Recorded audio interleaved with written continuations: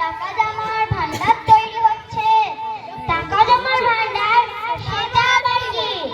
আরে আর বলো না, লক্ষ্মীর ভান্ডার। ও লক্ষ্মীর ভান্ডার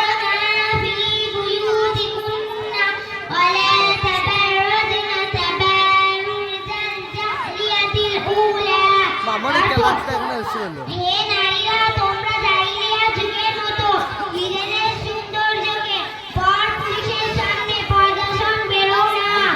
আরে সরকার আমাদের ওপর টাকার বস্তা ছড়াতে চাইছে।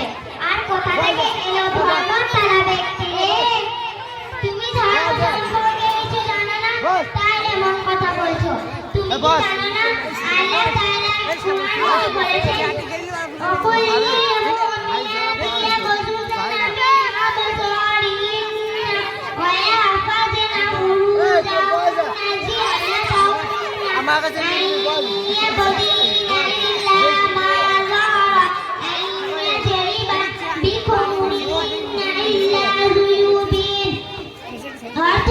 ইমানদার নারীদেরকে বলুন তারা যেন তাদের দৃষ্টিকে নত রাখে, তারা যেন তাদের যৌনাঙ্গকে হেফাজত রাখে, তারা যেন তাদের সৌন্দর্য প্রকাশ না করে, তারা যেন তাদের মাথার ওড়না বক্ষে দেশে ফেলে না রাখে।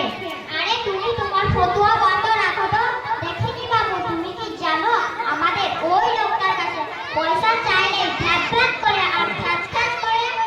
আরে তুমি তোমার স্বামীর বিরুদ্ধে এমন মন্তব্য করা কি ঠিক হচ্ছে?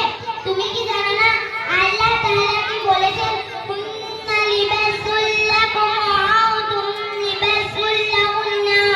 অর্থাৎ স্বামী তোমাদের পোশাক স্বরূপ এবং তোমরা স্বামীর পোশাক স্বরূপ।